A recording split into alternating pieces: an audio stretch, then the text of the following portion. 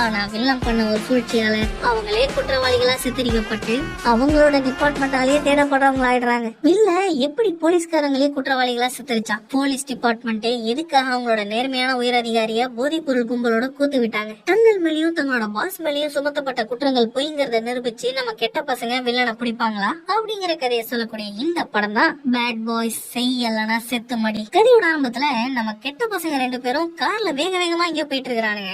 அந்த நேரோட பார்த்து நம்ம மார்க்கஸ்க்கு கோலா பசிக்குது. எப்பா மைக்கு, நான் சுகர் பேஷண்ட்ப்பா, என்னால பசிய பொறுக்க முடியல, வண்டிய ஒரு கடவோரமா நிறுத்த அப்படின்னு மார்க்கஸ் சொல்ல, இவன் வேற நேரம் காலம் புரியாம சோறு நலையறான்ப்பா அப்படின்னு மைக்கு ஒரு கடைக்கிட்ட வண்டியை நிறுத்துறான். கோலா பசியில குடுகுடுன்னு உள்ள ஒண்ண மார்க்கஸ் சூடா ஒரு மிளகா பஜ்ஜியை வாங்கி கடிக்கலான்னு போறான். அப்பான்னு பார்த்தாங்க வந்த திருடன் துப்பாக்கியை காட்டி இருக்கிற காசு எல்லாத்தையும் எடுத்து பையில போடுறான்னு கடைக்காரன மிரட்டுறான். இவன் வேற அவசரம் புரியாம இங்க வந்து நின்னுட்டு இருக்கானே அப்படின்னு மார்க்கஸ் பாத்துட்டு இருக்க, உள்ள வந்த மைக்கு ஏண்டா நேரம் ஆச்சு இன்னும் என்னடா பண்ணிட்டு இருக்கேன்னு கேட்டு திருடனோட காலையே சுட்டு போடுறான். அவனோட துப்பாக்கி எப்படி மார்க்கஸ், கடைக்கார தம்பி இவனை போலீஸ்ல பிடிச்சு கொடுத்துருங்க அப்படின்னு சொல்லி பஜ்ஜியை தின்னுகிட்டே மைக் பின்னாடியே கிளம்பிடுறான். போலீஸ்காரனுங்க இவனுங்களே இவ்வளவு அவசரமா எங்கடா போறானுங்கன்னு பார்த்தா அன்னைக்குதான் மைக்கு கல்யாணமா. மார்க்கஸ் பேரம்பேத்தி எடுத்துட்டான். பைபிள் இப்பதாங்க கல்யாணமே பண்ணிக்கிறான். ஒரு வழியா இப்பயாவது கல்யாணம் பண்ணிக்கிட்டானேன்னு கல்யாணத்துக்கு வந்தவங்க எல்லாம் மணமக்களை வாழ்த்தி பேசிட்டு இருக்காங்க. அப்ப டிஜே பாட்டுக்கு குத்தாட்டம் போட்டுட்டு இருந்த மார்க்கஸ்க்கு திடீர்னு நெஞ்சோடி வந்துருது. ஏண்டா வயசான காலத்துல பச்சை திங்காதன்னு சொன்னா கேக்குறியாடா அப்படின்னு மார்க்கஸ் ஆம்புலன்ஸ்ல அள்ளி போட்டுக்கிட்டு ஹாஸ்பிட்டலுக்கு வந்து வைக்கம் பாக்குறாங்க. அதுல பயபுல பொழைச்சிடுறான். ஆனா கொஞ்ச நேரத்துக்கு செத்தவங்களோட உலகத்துக்கு போயிட்டு வரான். அங்க நின்னுட்டு இருந்த பாஸ், இது நீ சாகறதுக்கான நேரம் இல்லடா மார்க்கஸ், நீ கடக்க வேண்டிய ஒரு மிகப்பெரிய புயல் வந்துகிட்டு இருக்குது அப்படின்னு சொல்றாரு. பைய பொசுக்கடி எந்திரிச்சிடறான். எந்திரிச்சவன் ஹாஸ்பிட்டலோட மொட்டை மாடியில போய் நின்னுகிட்டு, எனக்கு இப்போ அதிக சாவு வராதுரா அப்படின்னு பயங்கர ஆலப்பறம் பண்றான். சர்ரா கீழே இறங்கு அப்படின்னு சொல்லி அவனை வீட்டுக்கு கூட்டு வந்த மார்க்கு இவனை பத்திரமா பாத்துக்கப்பான்னு சொல்லிட்டு அவன் வீட்டுக்கு போறான். அப்போ ஒரு மிகப்பெரிய செய்தி வருது. போதை பொருள் கடத்துறவங்களால கொல்லப்பட்ட பாஸுக்கும் அந்த போதை பொருள் கும்பலுக்கும் தொடர்பு இருக்கிறதாவும் அதுல ஏற்பட்ட தகராறுலதான் ஒரு கொல்லப்பட்டதாகவும் டிபார்ட்மெண்ட் ஆளுங்க பேட்டி கொடுக்குறாங்க. அத பார்த்தா நம்ம பசங்களுக்கு பக்குன்னு ஆயிடுது. நேர ஆபீஸ்க்கு வந்தவனுங்க பேட்டி கொடுத்தவனுங்கள காய்ச்சி மூச்சுன்னு கத்த ஆரம்பிச்சிடறானுங்க. என்னையா பேட்டி கொடுத்துருக்கீங்க, அவரு எவ்வளவு நேர்மையான ஆளுன்னு உங்களுக்கே தெரியும்ல அப்படின்னு கேட்க, அவனுங்க பாச குற்றவாளின்னு சொன்னதுக்கு உப்பு சப்பே இல்லாம பல காரணங்கள் சொல்றானுங்க. இதனால மைக்கு செம்ம காண்டாயிடுதா.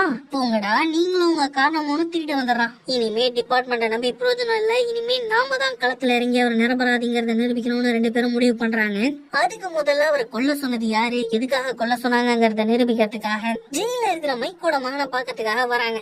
என்னடா இப்பதான் கல்யாணம் ஆச்சுன்னு சொன்னா அதுக்குள்ள மகன் ஜெயில இருக்கான்னு சொல்றீங்கன்னு தானே கேக்குறீங்க. புரியுது. இவன் மைக்குக்கும் போதை பொருள் கடத்த ஒருத்திக்கும் பிறந்த பையங்க. இப்படி ஒரு மகன் இருக்கிறது போன வருஷம் வரைக்கும் மைக்குக்கே தெரியாது. பாச கொன்னவன் யாருங்கறத தேடி போனப்பதான் பாச கொன்னதே தன்னோட மகன் தாங்கிறது மைக்கு தெரிய வந்துச்சு. அதோட அந்த மகனுக்கும் மைக்கு தான் தன்னோட அப்பாங்கிறது கடைசியா தாங்க தெரியும். தான் செஞ்ச குறும்பாலதான் இந்த கரும்பு வளர்ந்துச்சுங்கிறது தெரிஞ்சவன மைக்கு புள்ள பாசம் வந்துருச்சு. அதனால மகன் செஞ்ச குற்றத்துக்காக மைக்கு அவனை கொல்லாம அவனை தூக்கி ஜெயில போட்டுட்டான். இப்போ மகன் கிட்ட போய் பாச யாரு கொல்ல சொன்னான்னு விசாரிச்சா ஏதாவது லீடு கிடைக்கும்னு அவனை பாக்கிறதுக்காக மைக்கும் மார்க்கஸும் ஜெயிலுக்கு வராங்க. அந்த வில்லன் ஒரு பெத்த கைப்பா. அவனை பத்தி யாருக்கும் எதுவும் தெரியாது. நானே அவனை ஒரே ஒரு தடவை மட்டும் தான் பாத்திருக்கேன். ஆனா அவனோட முகம் நல்லா எனக்கு ஞாபகம் இருக்கு. அந்த வில்லன் ரொம்ப ஆபத்தானவன். அவனை தேடிட்டு போனீங்கன்னா உங்களுக்கே பெரிய ஆப்பா அடிச்சிருவான். அதனால கொஞ்சம் ஜாக்கிரதையா இருங்க அப்படின்னு மகன் அந்த வில்லனுக்கு பெரிய பில்டப் கொடுக்குறான். இவன் பில்டப் கொடுத்தா மாதிரியே வில்லன் ரொம்ப மோசமானவன் தாங்க. அவன் ஒரு போதைப் பொருள் சாம்ராஜ்யமே நடத்திட்டு இருக்கான். ஹேக்கர் குரூப் கூலிப்படன்னு வச்சுக்கிட்டு பெரிய லெவல்ல போதைப் பொருள் கடத்திக்கிட்டு இருக்கான். அவங்கள வச்சு அவனுக்கு ஆபத்தா மாறுற எல்லாரோட சொத்தையும் புடுங்கிக்கிட்டு அவங்கள போட்டும் தள்ளிடுவான். அதோட போலீஸ் டிபார்ட்மெண்ட்லயே இவனுக்கு சில ஆளுங்களா இருக்காங்க. அதனால நம்ம பசங்க இவனை பத்தி நோண்டுறாங்கிற தகவல் கூட அவனுக்கு வந்துருது. உடனே அவனோட ஹேக்கரை வச்சு இவனை பத்திர தகவல் ஏதாவது பாஸோட கம்ப்யூட்டர்ல இருக்கான்னு ஹேக் பண்ண பாக்குறான். இவன் இப்பெல்லாம் பண்ணுவான்னு தெரிஞ்சு பாஸ் ஏற்கனவே ஒரு கோடியை போட்டு போனதால பாஸ் ஏற்கனவே ரெக்கார்ட் பண்ணி வச்சிருந்த ஒரு வீடியோ மெசேஜ் மைக்கு வந்துருது. பசங்களா நீங்க இதை பாக்குறீங்கன்னா நான் செத்துட்டேன்னு அர்த்தம். யாரையும் நம்பாதீங்க, திமிங்கலத்தோட பார்ல இருந்து உங்களோட விசாரணை ஆரம்பிங்க அப்படின்னு அதுல பாஸ் சொல்லியிருக்காரு. இந்த மெசேஜ் பசங்களுக்கு போனதா ஹேக்கர் மூலமா தெரிஞ்சுக்கிட்ட வில்லன் இந்த பையனுக்கு நம்மளுக்கு ஆபத்தா வந்து முடிவானுங்க போல இருக்குதே அப்படின்னு பசங்களோட மொத்த ஜாதகத்தையும் தோண்டி எடுத்துடுறான். அதுக்கப்புறம் பசங்க இந்த திமிங்கல பார்ல போய் ஓனர் கிட்ட விசாரணை பண்ணிட்டு இருக்காங்க. அப்ப தன்னோட ஆளுங்களோட அங்க வந்த வில்லன் தூரத்துல இருந்து அந்த ஓனரை போட்டு தள்ளிடுறான். தலையில தொப்பி போட்டு போன வில்லனை பார்த்த பசங்க அவன் தான் சுட்டான அவனை பிடிக்க பாக்குறாங்க. ஆனா வில்லனோட ஆளுங்க உள்ள புண்ணு சுட ஆரம்பிச்சதால அவனுங்களோட மல்லு கட்ட வேண்டியதா போயிடுது. இதுல இந்த மார்க்கஸ் பைய வேற நான் சாவு இல்லாதவன்டான் எல்லாத்தையும் கண்ணா பின்னாடி பண்றானா. அத பார்த்த மைக்கு பைக்ல லைட்டா நெஞ்சு வெளியே வந்துருது. அத பார்த்த மார்க்கஸ் மைக்க காப்பாத்துற கேப்ல வில்லனும் அவனோட ஆளுங்களும் அங்க ரேஸ் ஆயிடுறாங்க. என்னடா கொஞ்ச நேரத்துல ஒரு பெரிய கலவரமே பண்ணி வச்சிருக்கீங்க அப்படின்னு அவங்க கூட வேலை பாக்குற போலீஸ்கார அம்மா வந்து கேக்குறா. அது நாங்க ஒரு விசாரணைக்காக வந்தோம்ப்பா, எதிர்பாராத விதமா அப்படி ஆயிடுச்சு அப்படின்னு சொல்லி பசங்க மழுப்பிடுறாங்க. ஏதோ பண்ணுங்கடான்னு சொல்லி போலீஸ்கார அம்மா அங்க இருந்து கிளம்பிடுது.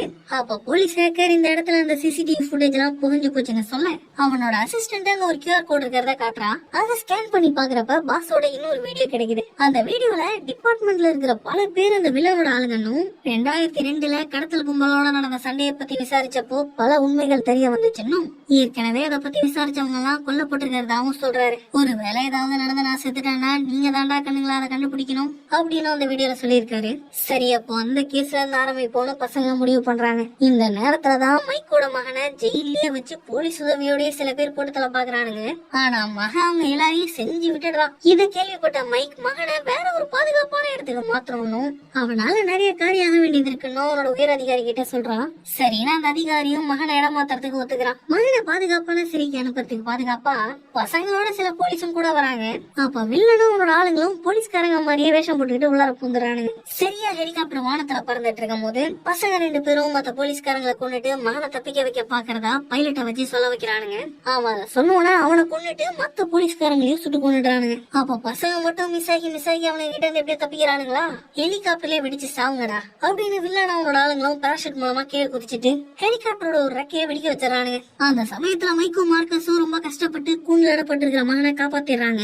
அவன் தறிக்கிட்டு போன ஹெலிகாப்டரை ஒரு அளவுக்கு கட்டுப்படுத்தி ஒரு ஏரியில இறக்கிடுறான். இப்பேற்பட்ட சதி வேலையில இருந்து மைக், மார்க்கஸ், மகன் 3 பேரும் எப்படியோ தப்பிச்சிடறாங்க. இவங்க தகப்பா இதுக்கும் டிபார்ட்மெண்ட்டுக்கும் கண்டிப்பா தொடர்பு இருக்கும். வில்லனை பத்தி சரியா தெரியாம அவன் விரிச்ச வலையில இப்படி தொக்கா வந்து சிக்கிட்டீங்கயா, உங்களோட போன்லாம் தூக்கி கடாசிட்டு வாங்க, அப்பதான் அவனால நம்மள ட்ராக் பண்ண முடியாது அப்படின்னு மகன் சொல்றான். முதல்ல மகன் பேசுறது மைக்கு கடுப்பா இருந்தாலும் அவன் சொல்றதுல நியாயம் இருக்குன்னு மார்க்கஸ் சொன்னதால மைக்கு போனை கடாசிட்டு வந்துடுறான். இவங்க தப்பிச்சு போன கொஞ்ச நேரத்திலேயே இந்த விபத்தை கேள்விப்பட்டு போலீஸ்காரங்க அங்க வந்துடுறாங்க. இந்த வில்ல பைலட்டை வச்சு பசங்க தான் மகனை தப்பிக்க வைக்கிறதுக்காக எல்லாரையும் புரட்டதா செய்தி அனுப்புனால அந்த செய்தி அவளுக்கு கிடைக்குது.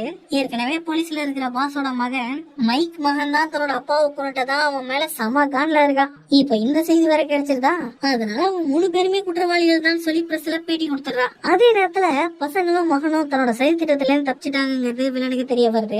இவனுங்க என்ன எப்படி கொல்ல பார்த்தாலும் தப்பிச்சிடுறானுங்க, அப்ப ஊர்ல இருக்கிற மொத்த பயலுங்களையும் இறக்க வேண்டியதான் அப்படின்னு வில்ல பசங்களையும் மகனையும் கொல்ல சொல்லி ஊர்ல இருக்கிற எல்லா ரவுடி கும்பலுக்கும் செய்தி அனுப்பிடுறான். இன்னொரு பக்கம் காட்டு வழியா நடந்து வந்துட்டு இருந்த பசங்க ஒரு இடத்துல கேரவன் கார்லாம் நிக்கிறத பாக்குறானுங்க. அங்க இருக்கிறவங்களோட சொக்காலாம் குடியில காஞ்சிக்கிட்டு இருக்கா. இவனுக்கு போட்டிருக்க சொக்காலாம் சேரும் ஈரமா இருக்கு. அதனால குடியில காஞ்சிக்கிட்டு இருந்த சொக்காவை எடுத்து போட்டுக்கிறானுங்க. அதான் அந்த சொக்காக்களுக்கு சொந்தக்காரனுங்க பாத்துடுறானுங்க. இந்த சொக்காவையோட களவாட பாக்குறீங்கன்னு துப்பாக்கி தூக்கிட்டு பாரு, என்னடா எங்க சொக்கா உங்க சொக்கான்னு பிரிச்சு பேசிட்டு இருக்கீங்க, எல்லாமே நம்ம சொக்கான்னு அப்படின்னு பசங்க 2 பேரும் அவனுங்க கிட்ட பேச்சுவார்த்தை நடத்திட்டு இருக்கானுங்க. அந்த கேப்ல இருந்த காரா மகன் தூக்கிடுறான். பசங்க 2 பேரும் அதுல தொத்திக்கிட்டு அங்க எஸ்கேப் ஆயிடுறாங்க. அந்த வண்டி பாட்டி காலத்து வண்டி போல பாதி தூரம் போயிட்டு இருக்கும் போதே இன்ஜின் புகஞ்சிருது. நல்ல வேலையா ஊருக்குள்ள வந்தாவது இருந்துச்சு அப்படின்னு சந்தோஷப்பட்டுக்கிட்டு பசங்க 3 பேரும் மைக்கு தெரிஞ்ச ஒரு பாருக்கு வராங்க. அந்த பாரோட ஓனர் சொன்னாக்கா கிட்ட உதவி கேட்கலான்னு பார்த்தா, டேய் வில்லன் கொல்ல சொன்ன ஆளுங்க வந்துட்டானுங்கடா, எவன் வேணாலும் வந்து இவனுங்களை கொண்டு வில்லன் கொடுக்குற காசை வாங்கிக்கங்க, ஆனா பாருக்கு வெளியே போய் இவங்களோட சோழியை முடிச்சுங்க அப்படின்னு சொன்னாக்கா ரவுடி பசங்க கிட்ட கோத்து விட்டுருது. எங்க போனாலும் இப்படி சதி வேலை பண்ணி சுத்து போடுறானுங்களப்பா அப்படின்னு பசங்க 3 பேரும் சுத்து போட்டு அவனுங்களை அடிச்சு தள்ளிட்டு அங்க இருந்த ஒரு வேனை எடுத்துட்டு தப்பிக்க பாக்குறானுங்க. அப்ப கூட்டம் கூட்டமா அங்க வந்த ரவுடி பசங்க பத்தாதுன்னு போலீஸும் இவங்க இங்க இருக்கிறத கேள்விப்பட்டு வந்துடுறாங்க. என்னப்பா எல்லா பக்கமும் கட்டுறானுங்க, இப்ப நம்ம எந்த பக்கம் போறது அப்படின்னு மார்க்கஸ் கேட்க ரவுடி கூட்டம் வேனையே குடிச்சு விட்டுறானுங்க. பத்திக்கிச்சுப்பா வேனு அப்படின்னு 3 பேரும் உடனே வெளியே குடிச்சிடறானுங்க. கொஞ்ச தூரம் போன வேன் அப்படியே வெடிச்சு செத்தறிடுது. பசங்க 3 பேரும் வெடிச்ச வேனுக்குள்ளதான் இருக்கிறாங்கன்னு எல்லாரும் பாராக பாத்துட்டு இருக்காங்களா.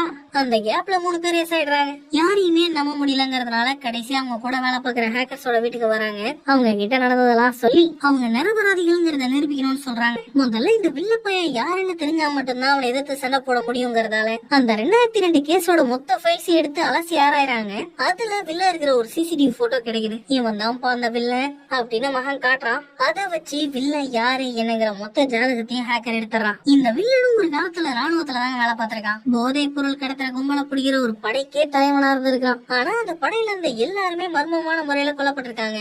கடைசியா இவன் அந்த கும்பல் கிட்ட மாட்டி இருந்திருக்கான். அதுக்கப்புறம் ஆளு என்னானாங்கிற எந்த ஒரு ரெக்கார்ட்ஸுமே இல்லைங்க. இப்போ வில்லங்கிறது யாரு என்னன்னு நம்ம பசங்களுக்கு தெரிஞ்சு போச்சா? உடனே போலீஸ்காரமாக போன் பண்ண மைக்கு அவன் தான் எல்லாத்தையும் பண்றான், நாங்க நிரபராதின்னு சொல்றான். சரி நான் அதை பத்தி விசாரிக்கிறேன்னு சொன்ன போலீஸ்காரம்மா அவளோட புருஷனான உயரதிகாரி கிட்ட நம்ம பசங்க சிக்கல மாட்டிட்டு இருக்கிறதா சொல்றா. நம்ம ஆளுங்க வில்லனை கண்டுபிடிச்ச கொஞ்ச நேரத்துல வில்லனோட ஆளுங்க மைக் மார்க்கஸோட வீட்டை சுத்து போடுறானுங்க. அது மோஷன் சென்சார் டிடெக்ஷன் மூலமா சிசிடிவில இருந்து அலர்ட் வருது. இத பத்தி வீட்டுல இருக்கிறவங்களுக்கு சொல்லி அலர்ட் பண்ணலாம்னு 2 பேரும் வீட்டுக்கு கால் பண்றானுங்க. மைக்கோட பொண்டாட்டி போனை எடுக்கவே மாட்டா. இன்னொரு பக்கம் மார்க்கஸோட மருமகன் போன் எடுக்க வில்லனோட ஆளுங்க வீட்டை சுத்து போட்டானுங்கடா மருமகனே, உடனே எல்லாரையும் பாதுகாப்பான இடத்துக்கு அழைச்சிட்டு போ அப்படின்னு மார்க்கஸ் சொல்றான். உடனே மாப்பிள்ள அவன் பொண்டாட்டியும் மாமியாரையும் ஒரு ரூம்குள்ள கொண்டாந்து விட்டுட்டு அங்க இருந்து ஒரு துப்பாக்கி எடுத்துக்கிறான். மாப்பிள்ள மிலிட்டரிக்காரங்க, இவனோட சுயரூபம் தெரியாம வில்லனோட ஆளுங்க உள்ள வந்துட்டானுங்க. பைபிள வந்து எல்லாரையும் போட்டு தள்ளி பெரிய சம்பவமா பண்ணிடுறான். அது எல்லாத்தையும் சிசிடிவில பார்த்து நம்ம ஆளுங்க மிரண்டு போயிடுறானுங்கன்னா பாத்துக்கங்களேன். அடுத்து மைக் அவன் பொண்டாட்டியே கால் பண்ணிட்டே இருக்கான். போன் சைலண்ட்ல இருந்ததால அவளுக்கு போன் அடிச்சதே கேட்கல. அப்பன்னு பார்த்து பாஸோட பேத்தி மைக்கோட பொண்டாட்டிக்கு ஆறுதல் சொல்றதுக்காக அவங்க வீட்டுக்கு வராளா. அங்க வந்து வில்லனோட ஆளுங்க 2 பேருமே லாக் பண்ணிடுறானுங்க. அதோட அங்க வந்த வில்லன் போனை எடுத்து, என்ன ராசா நான் யாருன்னு கண்டுபிடிச்சிட்டீங்க போல, இங்க பாரு என் அடையாளம் காட்ட இருக்க ஒரே சாட்சியும் உன் புள்ள மட்டும்தான். அதனால உன் மகனை என்கிட்ட கொடுத்துட்டு உன் பொண்டாட்டியையும் பாஸோட பேத்தியையும் வாங்கிக்கோ அப்படின்னு சொல்லிட்டு போனை கட் பண்ணிடுறான். ஆமா நாம அவனை பத்தி தெரிஞ்சுக்கிட்டோங்கிறது வில்லனுக்கு எப்படி தெரிஞ்சது? அந்த விஷயம் நம்மள தவிர வேற யாருக்குமே தெரியாதே. நான் போலீஸ்கார அம்மா கிட்ட மட்டும் தான் சொன்னேன் அப்படின்னு மைக் சொல்றான். அது அவளோட புருஷனுக்கும் தெரிஞ்சிருக்க வாய்ப்பு இருக்குல்ல அப்படின்னு மார்க்க சொல்லும் போதுதான் அவங்க டிபார்ட்மெண்ட்ல இருக்கிற கருப்பாடே வந்தாங்கிறது பசங்களுக்கு புரியுது. உடனே இந்த விஷயத்த போலீஸ்கார அம்மா கிட்ட கால் பண்ணி சொல்றாங்களா. அவ அதை கேட்டு அப்படியே அதிர்ச்சி ஆயிடுறா. இருந்தாலும் கேஸ் விஷயமா வெளில போறதா சொல்லி வீட்டுல இருந்து கிளம்புறா. இவ எங்க போறான்னு வியூ பாக்கிறதுக்காக அவ புருஷனும் அவ கூடவே கிளம்பி வரதா சொல்றான். அவ கூட வந்தவன் யாருக்கும் மெசேஜ் பண்ணிக்கிட்டே இருக்கானா. அதனால போலீஸ் அம்மாவுக்கு சந்தேகம் வலுத்து அவன் யாருன்னு பாப்போம்னு போன பிடிங்க பாக்குறா. இந்த பையன் துரோகிங்கிறது கன்ஃபார்ம் ஆயிடுது. இவளுக்கு உண்மை தெரிஞ்சதால பொண்டாட்டியும் கூட பாக்காம இந்த துரோகி பையனை கொல்ல பாக்குறாங்க. அப்ப சரியா அங்க வந்து நம்ம ஆளுங்க அவனை லாக் பண்ணி போலீஸ்கார அம்மாவை காப்பாத்திடுறானு. கூட இருக்கிறவனே துரோகி ஆயிட்டதால வேற யார கூட்டு சேர்த்துக்கிட்டாலும் இல்ல உஷாராயிடுவான்னு இவங்க 6 பேர் மட்டுமே மைக் பொண்டாட்டியையும் பாஸ் பேத்தியும் காப்பாத்துறதுக்காக களத்துல இறங்குறாங்க. ஆனா இந்த வில்ல போய் ஒளிஞ்சிட்டு இருக்கிற வரைக்கும் இவங்களால ஒண்ணும் பண்ண முடியாதுல்ல. அதனால அவனை வெளில வர வைக்கணும்னு ஒரு திட்டம் போடுறாங்க. நம்ம ஹேக்கர்ஸ் உதவியோட வில்லனுக்கு கால போட்ட மைக்கு வில்ல இருக்கிற இடத்த கண்டுபிடிச்சதா துரோகி குரலே சொல்றான். வில்லனும் அதை நம்பிடுறான். அதனால முதல்ல பண்ண இருக்கிற தீவுக்கு போறதா சொல்லி துரோகியும் அங்க வர சொல்றான். இப்போ வில்ல இருக்கிற இடம் நம்ம ஆளுங்களுக்கு தெரிஞ்சு போச்சு. அதனால துரோகிய முன்னாடி அனுப்பிட்டு பின்னாடி இவங்க எல்லாரும் ஆளுக்கு ஒரு பக்கம் துப்பாக்கி வச்சுட்டு மறைஞ்சிருக்காங்க. திட்டம் சரியா போயிட்டு இருக்கும் போது தெரியாதனமா மகன் வில்ல ஆளு ஒருத்தங்கள்ல மாட்டிக்கிறான். அதனால அவனை சுட்டு தள்ள வேண்டியதா போயிடுது. அதுக்கப்புறம் என்ன, வில்ல கும்பலுக்கும் நம்ம கும்பலுக்கும் பெரிய துப்பாக்கி சுட ஆரம்பிச்சிருது. 2 கும்பலும் ஒருத்தர் மாத்தி மாத்தி சுட்டுட்டு இருக்காங்க. அந்த சமயத்துல மகன் பாஸோட பேத்திய கத்தி குத்துலாம் வாங்கி காப்பாத்தி அழைச்சிட்டு போறான். அப்பாடா 2 கும்பலும் சண்டை போட்டு இருக்காங்க. இந்த சமயத்துல நாம எஸ்கேப் ஆயிட வேண்டியதுதான் அப்படின்னு அந்த துரோகி பையன் அங்க தப்பிக்க பாக்குறானா. எங்கடா போறன்னு போலீஸ்கார அம்மா அவனை லாக் பண்ணிடுறா. பைபிள் அப்பயே அவளுக்குள்ள பாக்குறாங்க. இந்த தடவை அவனை சும்மா விட மாட்டான்டா. அவனை ஒரு எத்துறா. பையன் முதல்ல இருக்கிற தண்ணியில விழுந்துடுறா. முதல்ல அவனை போட்டு கொதறி திண்டுது. இங்கதான் நடந்துட்டு இருந்த நேரத்துல வில்ல மார்க்கோட பொண்டாட்டிய பணைய கைதியா எடுத்துட்டு தப்பிக்க பாக்குறானா. மார்க்கஸும் மைக்கும் சுத்து போட்டுறானுங்க. ஒழுங்கா நின்னுடுறான்னு மார்க்கஸ் பக்கத்துல போக வில்ல மார்க்கஸை லாக் பண்ணிடுறான். இப்போ உனக்கு வேண்டப்பட்ட 2 பேர் என்னோட துப்பாக்கி முனையில இருக்காங்களா, ஒழுங்கா இங்க இருந்து போயிரு அப்படின்னு வில்ல மைக்க மிரட்ட, என் நண்பனுக்கு சாவே கிடையாதுறான்னு மைக்க மார்க்கஸ் சுடுறான். அத பார்த்த வில்ல என்னடா நண்பனையும் சுட்டுன்னு ஜெர்க்காகிறான். அந்த கேப்ல மைக்கு வில்லனோட மண்டை மேலே சுட்டு போட்டு தள்ளிடுறான். அதோட மைக்கு மார்க்கஸ் அவனோட புல்லட் ப்ரூஃப் ஜாக்கெட்ல தான் சுட்டான். அதனால பயபலைக்கு எதுவும் பெருசா அடிப்படல. மொத்த சண்டையும் முடிஞ்சதுக்கு அப்புறம் அங்க வந்த பாஸோட மகனும் அவளோட டீமும் மிச்ச மீதி இருக்கிற எல்லா கைங்களெல்லாம் கைது பண்ணிடுறாங்க. அது மட்டும் இல்லாம மைக்கோட மகனை கண்டுபிடிச்ச பாஸோட மகன் அவளோட அப்பாவை கொண்டதுக்கு பழி வாங்கறதுக்காக அவன் என்கவுண்டர்ல போட்டு தரலான்னு பாக்குறான். ஆனா அவளோட பொண்ணு இவன் தான் மம்மிய உயிரை காப்பாத்துறான்னு குறுக்க வந்துடுறாளா. அதனால அவனை கொல்ல மனசு இல்லாம பாஸோட மகன் அவனை விட்டுடுறான். இன்னமும் மகனோட உயிருக்கு ஆபத்து இருக்குங்கிறதால மைக் அவனை யாரோட கண்ணிலையும் பட விடாம அங்க இருந்து தப்பிக்க வச்சிடறான். இந்த சம்பவம் மூலமா ஒரு வழியா பாஸும் நம்ம பசங்களும் நிரபராதிங்கிறது எல்லாருக்கும் புரிஞ்சிடுது. நாங்க கொஞ்ச நாள் லீவ் எடுத்துக்கிறோம் அப்படின்னு பசங்க குடும்பத்தோட வெக்கேஷன் போறதோட இந்த படம் முடியுது. உங்களுக்கு இந்த வீடியோ பிடிச்சிருக்கும் நம்ம பிடிச்சிருந்துச்சுன்னா லைக் பண்ணுங்க. உங்களோட ஒவ்வொரு லைக்ஸும் எங்களுக்கு புத்துணர்ச்சியை கொடுக்கும். இந்த வீடியோவை ஷேர் பண்ணி எங்களுக்கு